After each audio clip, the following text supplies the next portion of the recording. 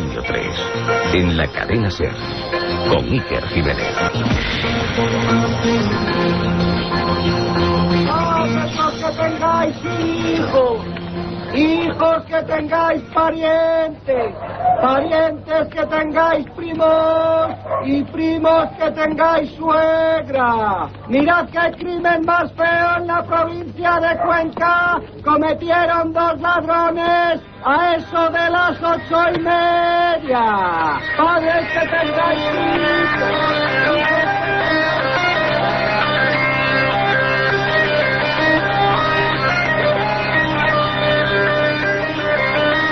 Cantares de ciego, coplas de cordel. De pueblo en pueblo, muchos de ellos rememoraban extraños crímenes, horrendas historias, sucesos que se acaban convirtiendo prácticamente en un mito moderno. El tío Garrampa de Albacete, el hombre del unto del Bierzo, el compraniños de Lérida, el insundiero de Aragón o el cortasebos de Extremadura. Todos ellos firmes candidatos a una figura casi demoníaca, una figura que permanece inerte en lo más ancestral de nuestra historia negra, una historia por la que nos habéis preguntado en milenio3@cadenaser.com, una historia que nos habla de hechos reales, absolutamente contundentes, de las andanzas de algunos personajes conocidos como los sacamantecas. La otra realidad. Milenio 3, en la cadena SER.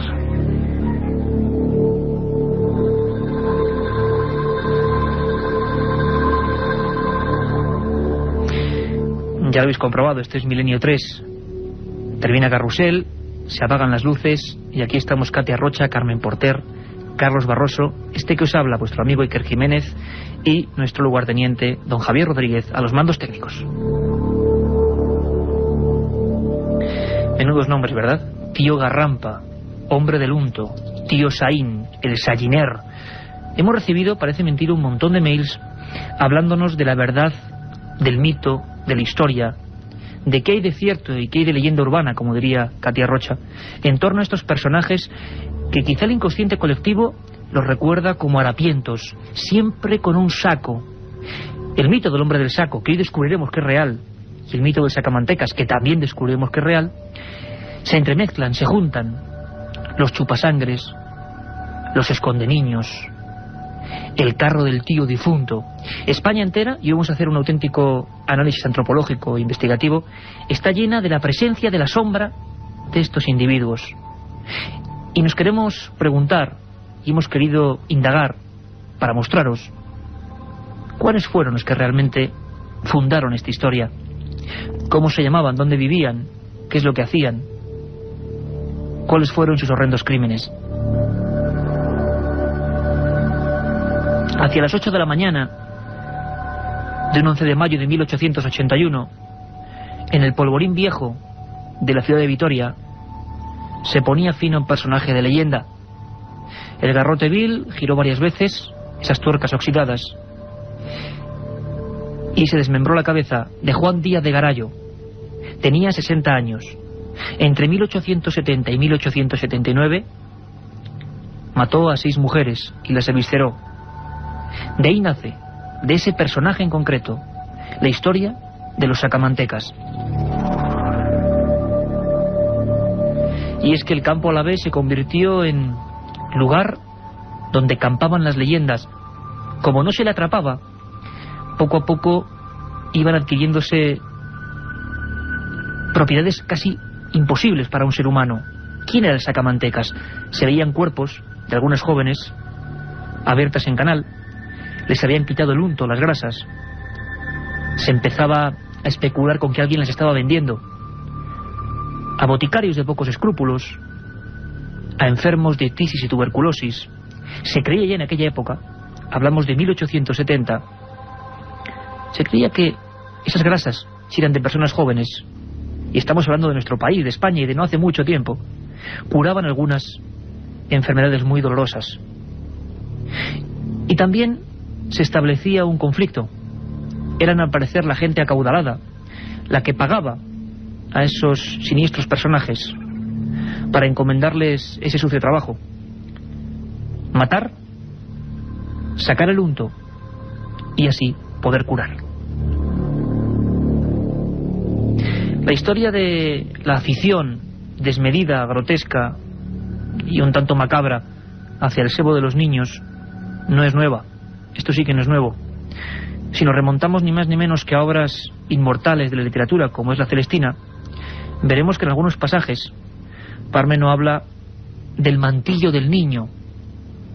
El mantillo del niño, que aparece en varios recetarios brujeriles, era precisamente eso, la parte epitelial, la tela, el tejido que cubría algunas zonas del estómago.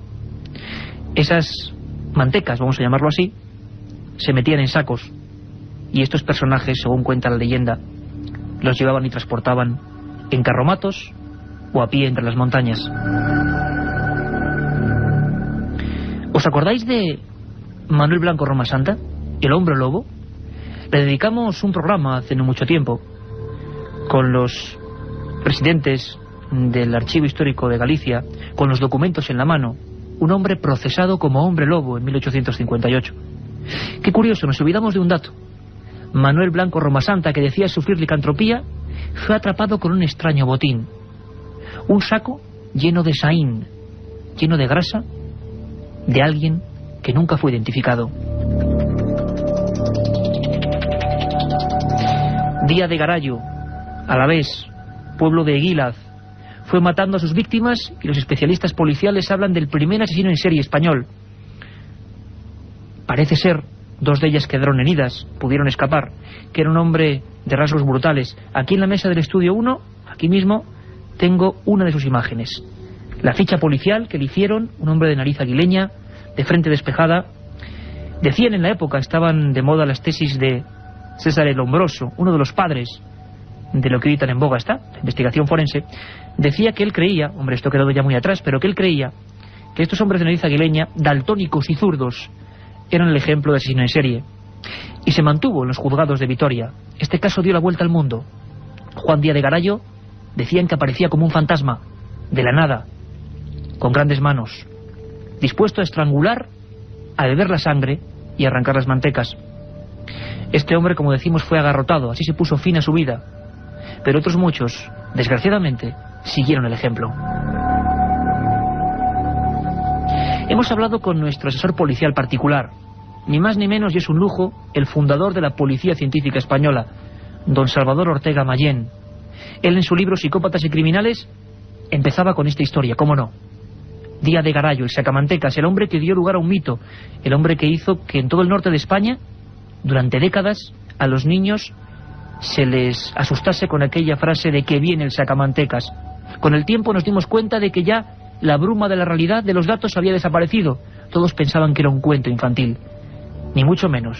Salvador Ortega Mayén nos habla de Día de Garayo. Es una figura con mucho carisma, en un momento social muy importante, donde la España oculta naturalmente estaba a flor de piel. O sea que es un hombre que se caracterizó naturalmente cuando se detuvo por sus muertes hacia mujeres, que llegó a aventrar, que las mató de una forma muy distinta como se mataban en aquella época, y creó alrededor de él pues una aureola de misterio, una aureola de algo satánico, algo diabólico, y naturalmente pues este hombre tuvo la suficiente fuerza para que se creara un mito alrededor de esa figura. Luego después, además, era una época donde comúnmente ya no era la primera vez que se habían descubierto asesinos que se dedicaban a matar niños y a matar mujeres para extraerles vísceras y para quitarles sus partes grasas, y con ellos hacían pues una especie de potingues para curar enfermedades, contra la vejez, contra los dolores, en fin, era la medicina del momento, la medicina oculta, pero naturalmente a base de crímenes con humanos, y el sacamantecas fue una figura muy importante en aquella época. Salvador lo dice muy bien, la medicina oculta de esa España oculta, negra, ancestral, que en el fondo es la nuestra, y que, como decía antes, no está tan lejos. Antes, a los sacamantecas, su final se acababa con ellos con el cadalso, con el garrote vil, con aquel capuchón negro y aquella especie de collarín de hierro. Hoy quizá la información sea la única forma de terminar con los modernos sacamantecas. Luego hablaremos de ellos. Díaz de Garallo, el diablo humano. Él decía en el juicio que una noche, cuando estaba durmiendo, alguien le vino a ver, una visita distinta, una sombra negra. Díaz de Garallo dijo que a su propia alcoba, a un camastro dentro de una chabola mísera, vino ni más ni menos que el diablo. Y a partir de ese día, ese labrador, sin oficio fijo, titiritero de la nada, caminante ausente por aquellos caminos de Álava, se convirtió en una bestia humana, que solo pretendía atacar, no ser descubierto, y traficar por unas monedas con esa manteca. Al final, Ramón Apraiz, un prestigioso médico alavés, junto con 11 colegas, declaran que no había enajenación mental en él, que era perfectamente consciente de lo que hacía. El juicio, las portadas del Pensamiento alavés, el periódico de la región, alcanzaron fama mundial en aquella época. Al final, Garrote vil. Sin embargo, como decimos, su sombra se iba a extender. Hubo varios antropólogos europeos de Bélgica y Suiza que llegaron hasta Vitoria para observar el cráneo de aquel hombre. Un cráneo desproporcionado, brutal, así como otros miembros, incluso los sexuales de este personaje. Un hombre desproporcionado, grotesco. Muchos pensaban, y lo publicaron, que ya había una especie de eslabón perdido.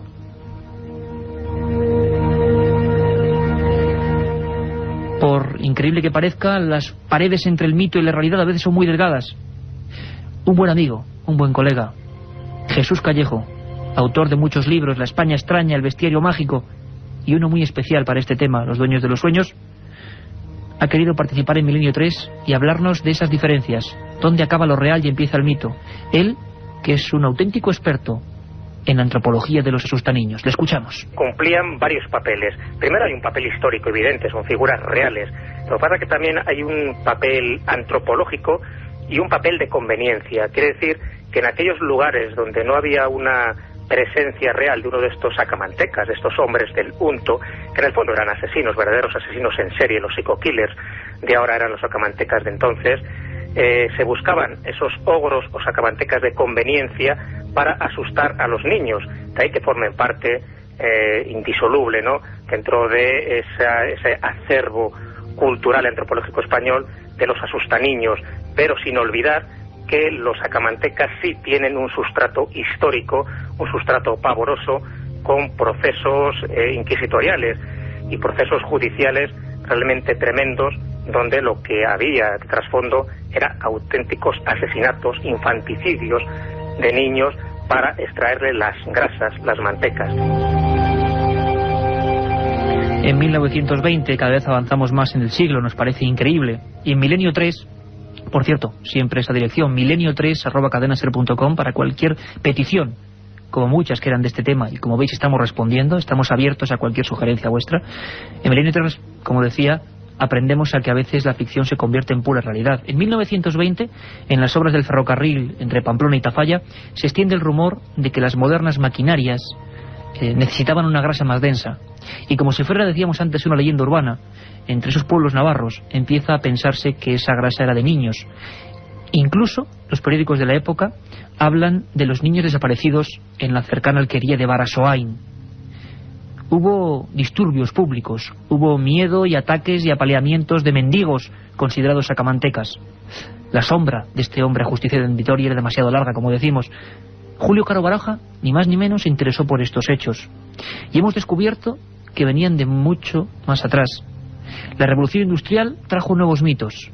El sacamantecas ya no era un pobre diablo en un carro que vendía esa grasa, sino que las locomotoras, los maquinarios, los trenes que tanto impresionaban a la gente del campo fueron tildados también de un poco de diabólicos. Y se empezó a hablar de niños secuestrados en arrabales, sobre todo en Cataluña, que eran utilizados para engrasar esas piezas. Por supuesto un mito, pero que escondía o intentaba justificar los reales crímenes ocurridos con niños en algunos lugares de Cataluña. Para eso hablamos con el mayor experto en la Cataluña mágica, Sebastià Darbó, que hizo un estudio fabuloso sobre el tema y nos habló de dónde surge este mito.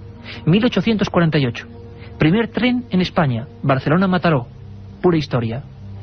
Y en ese lugar, y con esas gentes, la sombra, como decimos, del sacamantecas. No solamente era rumor, sino que fue cierto. Esto motivó la rebelión de las madres de la Barceloneta, que es un barrio marítimo, que se rebelaron las madres contra el tren y atacaron a la locomotora con palos y piedras cuando la locomotora era de hierro, ¿no? Entonces, el motivo de la rebelión es que los hijos desaparecieron. Desaparecieron porque los sacamantecas les quitaban el sigí, o sea, la grasa, en catalán en sigí, de aquí viene lo de sigineros, les quitaban la grasa para los cojinetes. Vamos a ver, las revoluciones de una rueda de carro que era 20 por hora, evidentemente no necesitaba tener una grasa tan densa como la del ferrocarril, que iba a 60, ¿no? Entonces, no había entonces grasa sintética como ahora hay, y entre las vampiras de la época, una de ellas, la Enriqueta Martí, que tú has hablado de ella algunas veces, pues se cargaban a los niños y les sacaban la grasa para esos aparatos industriales, que no solamente fue el tren fue el primero, pero luego fue también la industria textil.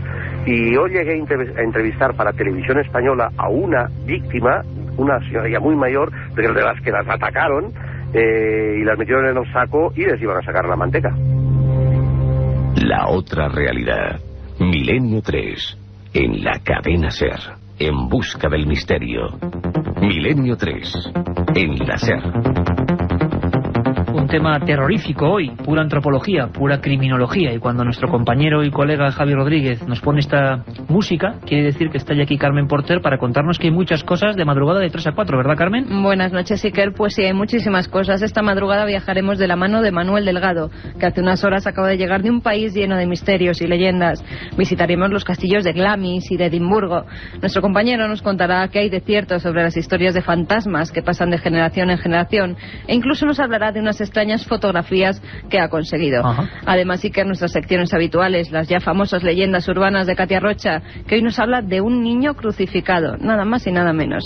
La historia perdida de Nacho Ares, las conspiraciones de Santiago Camacho, el informativo, y como ves, sí que era una madrugada muy completita. Muy completa, Carmen, de 3 a 4, el domingo, la segunda cita que os propone la cadena SER. ¿Quién si no?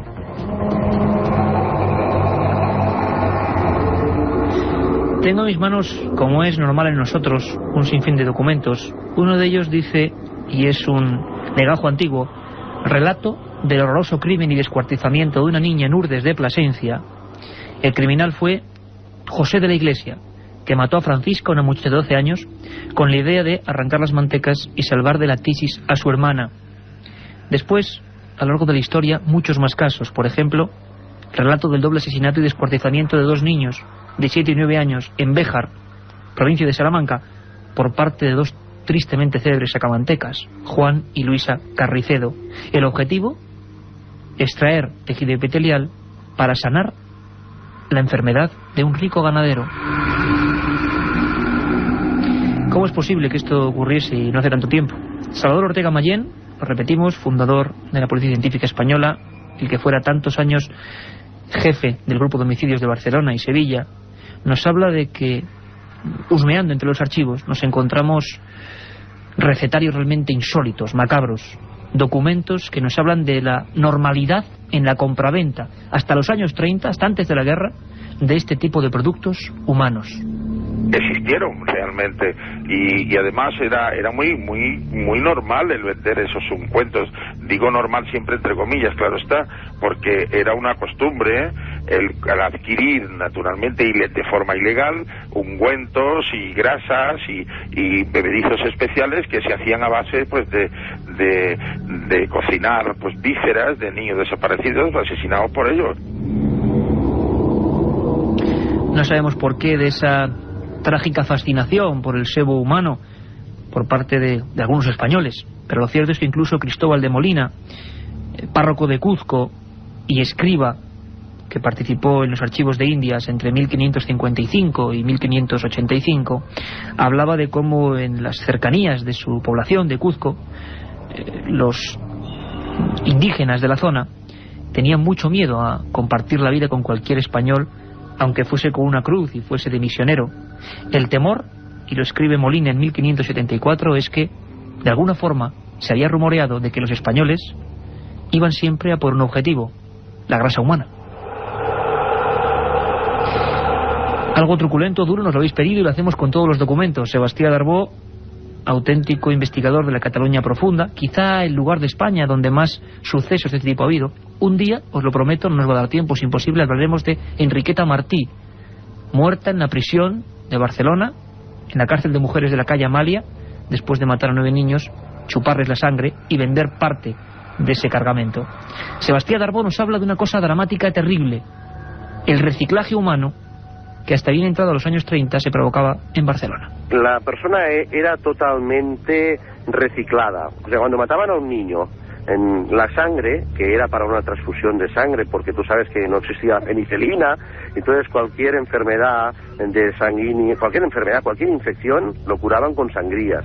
Entonces eso por una parte le sacaban la sangre, por otra le sacaban la manteca para los aparatos, para la revolución industrial, para las máquinas, por otra les quitaban el pelo para hacer incluso pelucas, porque en el siglo XIX se utilizaban pelucas, incluso para abrigos. Además, los huesos eran machacados y con el tuétano de los huesos hacían el pegamento, que todavía hoy las casas de pegamento utilizan el tuétano de los huesos de los animales, que es muy pegajoso. Y incluso les quitaban las muelas, la dentadura, que también lo utilizaban los dentistas. En fin, el reciclaje humano era bestial, Iker, era total. El reciclaje humano era total, nos decía Sebastián Darbó. Y la verdad es que sí, si acudimos a juicios, a documentos, a legajos, nos damos cuenta de que efectivamente. A veces incluso hablábamos de ese condimento social. Con esta mujer, a la que hoy dedicaremos un programa entero, una figura criminal de primer orden. Yo personalmente pude investigar en su vida y fue fascinante. Enriqueta Martí Ripollés, la vampira de Barcelona. Hubo revueltas en las calles, lo informaba La Vanguardia, en la época, 1912, avalanchas hacia la gente que estaba dentro de la cárcel. Querían ajusticiar como fuese a esa mujer, porque las desapariciones y los ladrones de niños eran algo corriente. Eran una auténtica banda que mató a un montón de infantes. En su habitación se encontraron tubos de sangre coagulada y recetarios increíbles, ancestrales. La brujería en su sentido más profundo, intentando sobrevivir en pleno siglo XX. En procesos como ese, el de Enriqueta Martí, o el de tantos otros sacamantecas españoles, aparecieron personajes ilustres, gente de posibles, listas de personas importantes en la sociedad, que eran los primeros en adquirir aquellos tétricos productos. Uno de ellos, lo dice Sebastián Darbó, era Joan Amades, un importante folclorista catalán. Un nombre muy famoso era Joan Amades, el famoso folclorista catalán, que estuvo también procesado porque compraba esos huesos o esa pegatina o esos tuétanos, porque él lo utilizaba, según decían en la acusación, en el juicio, porque estuvo en el juicio, lo utilizaba para encuadernar sus libros, porque entonces la encuadernación se efectuaba manualmente, artesanalmente, y esa gente existió, y esta forma parte de nuestra memoria negra. La memoria negra que todos tenemos ahí, y que aparece que informar sobre ella es la única forma a veces de defendernos de sus influjos. Decían algunos sabios que conocer a los demonios es la mejor forma de vencerlos. Pero no solo en Cataluña existen estos personajes sobre los que ya hemos empezado una investigación periodística en vivo. No, la capital, Madrid, desde donde estamos, desde donde hablamos, y además muy cerquita de aquí, en el antiguo Matadero de Madrid, también ocurrían cosas de este tipo. Ese nexo que nos une con la sangre como elemento vivificador. Hubo un reportaje sensacional de una revista no menos sensacional, Estampa, compuesta por decenas de reporteros que recorrían el mundo, y uno de ellos dio en la diana de un tema tabú, un tema oculto: los bebedores de sangre. Imaginemos la escena, por favor. Mujeres blancas, enlutadas, que con pucheros y con tinajas acudían a un ritual que se mantenía siempre en secreto, que hasta 1935 se practicó. Bebedores de sangre. Decían ellos que por prescripción médica, aunque lo dudamos. Escuchamos al que mejor investigó esa historia, el investigador zaragozano Ángel Briongos. Esperaban el turno, elegían al toro, y cuando se les clavaba, se les hundía el cuchillo en el pecho, eran toros especialmente, digamos, seleccionados para el tema de beber sangre, porque había otra parte, otra zona en la que se mataban y no pasaban por el tamiz de tener que coger la sangre para beber, ¿no? Entonces ellos se acercaban rápidamente, llenos de enormes latas, de pucheros, de cafeteras, de cualquier instrumento que pudieran coger la sangre. Y había gente que en ese momento se la bebía. Imagínate el líquido líquido espeso, rojo, humeante en aquel momento que parece que tiene que rasgar entrando en el organismo, ¿no? Y cálido, con la sensación de asco, pues bueno, algunos apuraban el vaso al máximo a tenor de que no podían tragar más, pero lo tenían que apurar, y otros lo llevaban rápidamente, corriendo incluso a unas personas que en este caso pues no se atrevían a dar la cara, no se atrevían a salir a la calle a beber eso, ¿no? Tras el reportaje de la revista Estampa, tras el artículo firmado por 2 de sus reporteros, los médicos de Madrid pusieron veto a aquella práctica que en el fondo era un coletazo de esa España ancestral que cree en lo sobrenatural, en el poder vampírico casi de la sangre. Dicen que hoy ya no hay sacamantecas. Jesús Callejo, que ha querido estar en los micrófonos de Milenio 3, y le agradecemos de verdad su disposición, ha tratado a veces el tema de los modernos sacamantecas. Las formas cambian. Parece que el misterio, la maldad, el móvil económico sigue siendo el mismo. Es un folclore en formación. Va variando con el tiempo. De hecho, ahora mismo también se podría hablar de sacamantecas, de hombres del saco, de hombres del unto, como de distinta manera se les ha ido llamando, según las zonas, según las épocas. Ahora fíjate que en determinadas zonas latinoamericanas se les llaman los sacaojos, o son los traficantes de órganos. En el fondo es el mismo mito pavoroso, pero con distintos nombres y con las mismas circunstancias. Es aprovecharse de los niños, muchas veces niños indigentes, para extraerles alguno de los órganos. Antes era la grasa, ahora pueden ser los ojos, ahora puede ser un hígado o un bazo, pero en el fondo estamos hablando de esos asesinos que perpetran estos crímenes siempre con un interés económico. Recordáis seguro muchos ese especial que con Manolo Molés, con forenses, hacíamos sobre José Tomás Reina Rincón, uno de esos casos de los que ya la prensa general se ha olvidado y que parece que era la última víctima, por lo menos en España, de ese sobrecogedor tráfico de órganos que hay por el mundo. ¿Serían quizá los modernos sacamantecas? ¿Quién sabe? Parte de mito, parte de leyenda. Un día os hablaremos de otra figura, como decíamos, absolutamente arquetípica, el hombre del saco. El hombre del saco no es ningún mito para niños. Se llamaba Francisco Leona, vivía en Gádor, Almería, y se apoderó del cuerpo y el alma de un niño de 7 años, Bernardo González Parra, y lo fue paseando por el paraje lunar de Almería, a cuestas, con el macabro objetivo que un día contaremos. Esa es la historia del hombre del saco, la historia de muchos espectros reales de carne y hueso, a los que durante mucho tiempo los ciegos, en sus coplas, recordaron. Nos escuchamos de 3 a 4. Gracias, Milenio 3. Padres los que tengáis hijos, hijos que tengáis parientes, parientes que tengáis primos y primos que tengáis suegra. Mirad qué crimen más feo en la provincia de Cuenca cometieron 2 ladrones a eso de las 8:30. Padres que tengáis... La otra realidad. Milenio 3 en la cadena SER.